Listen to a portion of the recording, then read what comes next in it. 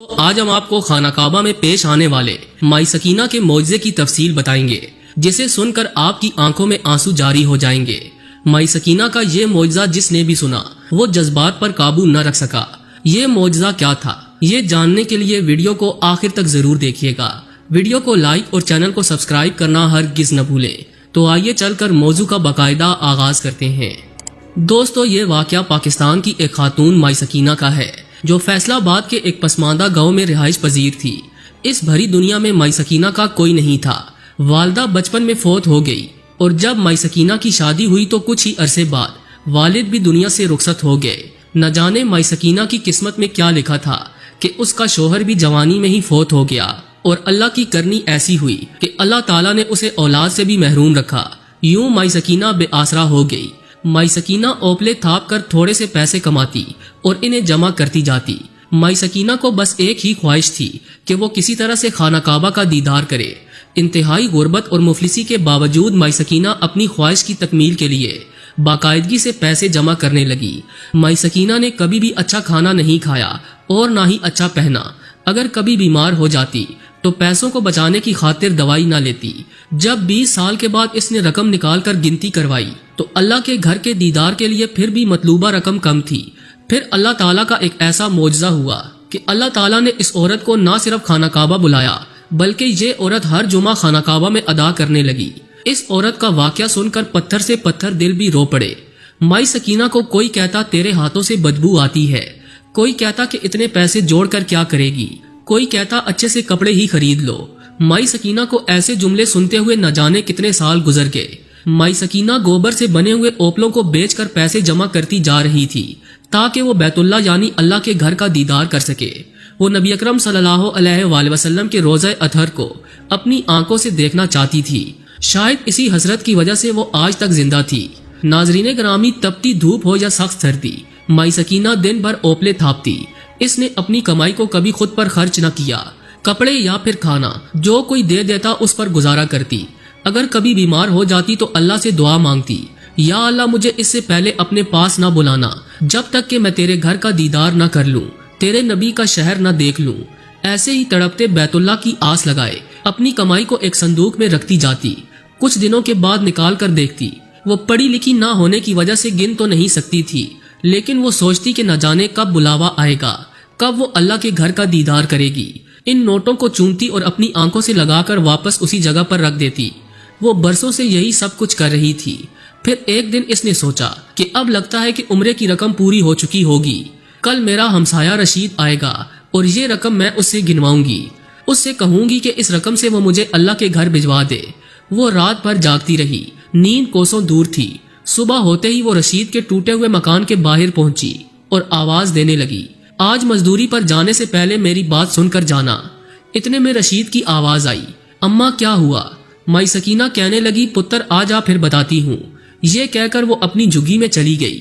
اس نے ساری کمائی نکالی اور چارپائی پر ڈال دی۔ سب سے بڑا نوٹ 100 کا تھا۔ اس کے بعد 50 کے کئی نوٹ، 10 20 اور پھر 5 کے سکے چادر پر بکھرے پڑے تھے۔ تھوڑی دیر کے بعد رشید آیا تو چارپائی پر بکھری رقم کو دیکھ کر بولا، مائی سکینہ یہ کیا ہے؟ مائی سکینہ کہنے لگی، پتر یہ تیری مائی سکینہ کی عمر بھر کی کمائی ہے۔ جب سے تیرا چاچا اللہ کو پیارا ہوا تب سے میں نے اوپلے تھاپنے کا کام کیا۔ پتر کبھی 20 کا کام ملا، کبھی 10 کا اور کبھی 50 کا۔ میں نے ان پیسوں کو کبھی بھی خرچ نہیں کیا۔ میں اللہ کے گھر جانا چاہتی ہوں۔ برسوں سے جو میں نے جوڑا وہ یہی ہے۔ بس پتر تو انہیں گن لے اور مجھے اللہ کے گھر میں بھیج دے۔ پتر پھر اللہ چاہے تو مجھے وہاں ایک سانس بھی نہ دے۔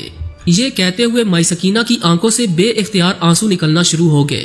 ناظرین گرامی، یہ مناظر دیکھ کر رشید بھی آبدیدہ ہو گیا اور زمین پر بیٹھ کر رقم گننے لگا۔ سارے پیسے جمع کیے، حساب لگایا تو یہ رقم 50,000 کے لگ بھگ بنی۔ رشید نے مائی سکینہ سے کہا، اماں یہ رقم بہت کم ہے، مزید رقم کی ضرورت پڑے گی۔ یہ سننا تھا کہ مائی سکینہ غمگین ہو گئی۔ رشید کے جانے کے بعد مائی سکینہ کچھ کھائے بغیر کام پر پہنچی۔ وہ روتے ہوئے اوپلے بنانے لگی اور اللہ سے فریاد کرنے لگی، یا اللہ میں ہر صورت تیرا گھر دیکھنا چاہتی ہوں۔ میں نے تجھ سے کبھی کچھ نہیں مانگا، صرف ایک ہی سوال کیا ہے، یا اللہ اس غریب کی تو ایک ہی آرزو ہے، اس آرزو کو پورا کر۔ شام کو جب وہ گھر آئی تو اچانک اسے وہ باجی مریم یاد آ گئی جس کے گھر شادی سے قبل وہ کام کیا کرتی تھی۔ مائی سکینہ نے اس سے ملنے کا فیصلہ کیا۔ اگلے دن مائی سکینہ نہا دھو کر اور صاف ستھرے کپڑے پہن کر اس محلے میں پہنچی جہاں باجی مریم رہتی تھی، اور جمع کی ہوئی رقم بھی وہ ساتھ لے آئی۔ مائی سکینہ جب باجی مریم کے گھر پہنچی تو اس نے مائی سکینہ کو فوراً پہچان لیا۔ اس سے گلے شکوے کرنے لگی، ارے سکینہ کیسی ہو، برسوں بعد یاد آئی، تم تو ہمیں بھول ہی گئی۔ وہ مائی سکینہ سے شکوے کرتے ہوئے اسے اندر لے گئی۔ مائی سکینہ نے اسے بتایا کہ اس کا شوہر فوت ہو چکا ہے، میں آپ کے پاس ایک کام سے آئی ہوں۔ باجی مریم ایک نیک اور رحم دل عورت تھی، وہ پوری توجہ سے مائی سکینہ کی بات سننے لگی۔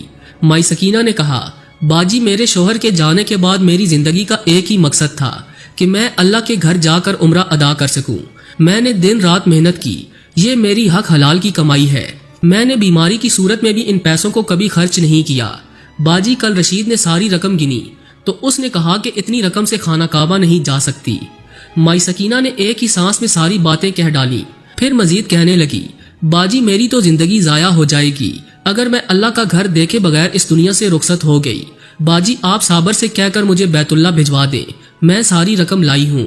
دوستو اس کے بعد مائی سکینہ نے رقم نکال کر میز پر رکھ دی۔ باجی مریم کو مائی سکینہ پر بڑا ترس آیا اور وہ سکینہ کے دل کی تڑپ محسوس کر رہی تھی۔ اس نے کہا کہ وہ صابر سے بات کر کے کل بتائے گی۔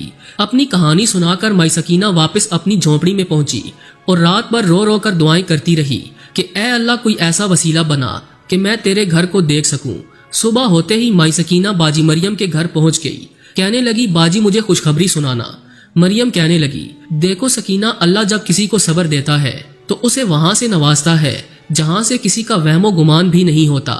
صابر نے میری بات مان لی ہے، اللہ تعالیٰ کو تیری ادا اتنی پسند آئی کہ اس نے وہاں پر رہنے کا تیرا پکا انتظام کر دیا ہے۔ ہمارا ایک جاننے والا سعودی عرب میں کام کرتا ہے، اس کے شیخ کی بیوی مر گئی، ہم نے اس سے بات کی تو تیری کہانی شیخ کو اتنی پسند آئی کہ وہ تجھ سے شادی کرنا چاہتا ہے۔ اب تو ہمیشہ وہیں رہے گی، ہر جمعہ خانہ کعبہ میں ادا کرنا۔ مائی سکینہ کو نہ تو اپنے کانوں پر اور نہ ہی اپنی قسمت پر یقین آ رہا تھا۔ کچھ ہی دنوں میں تمام معاملات طے پا گئے۔ سعودی شیخ پاکستان آیا، اس نے مائی سکینہ سے شادی کی اور اس کو سعودی عرب لے گیا۔ پھر ایک دن جب مائی سکینہ خانہ کعبہ پہنچی تو وہ بے حال تھی۔ خانہ کعبہ کو دیکھ کر اس کی آنکھوں میں بے اختیار